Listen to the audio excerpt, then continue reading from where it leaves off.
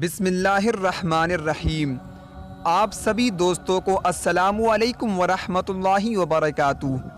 حضرت خالد بن ولید حضور صلی اللہ تعالیٰ علیہ وسلم کے سپہ سالار اور ابتدائی عرب تاریخ کے بہترین سپاہی تھے۔ حضور صلی اللہ تعالیٰ علیہ وسلم کے انتقال کے بعد انہوں نے ریاست مدینہ کے خلاف ہونے والی بغاوتوں کو کچلنے میں اپنا کردار ادا کیا۔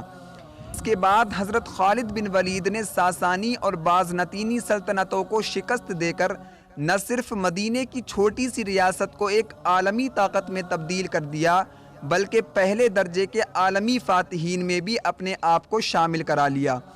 واقعی کا بیان ہے کہ آپ نے یکم صفر 8 ہجری کو اسلام قبول کیا اور معرکہ موتا کے اندر شامل ہوئے۔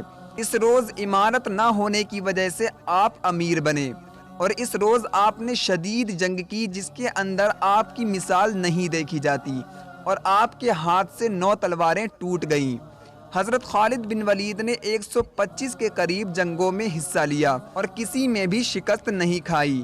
وہ پیدائشی جنگجو سپاہی تھے۔ انہوں نے عربوں کے لیے جن علاقوں کو فتح کیا وہ اب بھی ان کے پاس ہیں۔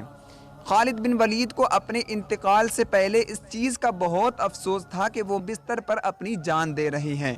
وہ 21 ہجری 642 عیسوی میں شام کے شہر حمص کے اندر وفات پا گئے۔ ان کی قبر مسجد جامعہ خالد بن ولید کا حصہ ہے۔